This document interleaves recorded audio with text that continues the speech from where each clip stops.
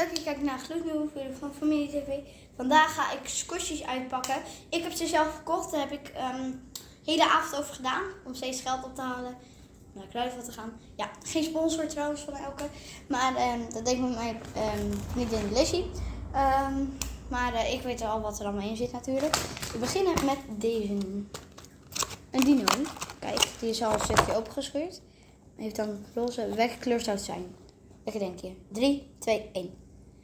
Blauw of soort paars? Ja, blauw-paars. Dat is een groene dino. Gaan we nu door naar het volgende. Een leuke creeper. Hoe leuk. Oh, deze camera is ook een beetje weg. Maar die is echt leuk. En die is ook een van de grootste. Kijk, dus dat is leuk. Oh mijn god. Dat ruikt ook lekker, zo de aardbei. Hoe echt een squishy zeggen, ruiken. Die is echt leuk. Dus nu de volgende. Deze. En trouwens, ik zeg het nogmaals, geen enkele is een squishy.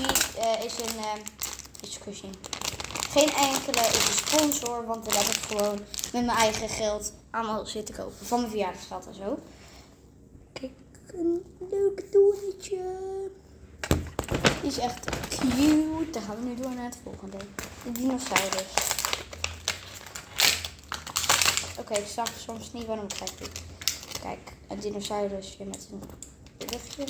Met een hele grote rug. Met een stickertje. Oh, alle dinosaurussen zijn op de grond gevallen. Kijk. Nut hieraan? Helemaal niks. Maar ik spaar ze. En Rara. Wat ligt er nou bij mij op de grond? Dino's en een hartje squishy. Die heb ik vandaag niet gekocht. Die heb ik een andere keer gekocht. Maar daar leg ik trouwens nog even bij. Ja, natuurlijk. Kijk, hier zijn we met zo'n groot. Nu met een vliegende vogel. Wie hebben ze gekregen? Tante Anja die heeft geld, zeg maar, voor mijn verjaardagsgeld. En daarvan heb ik het gekocht. En een chicken. En deze.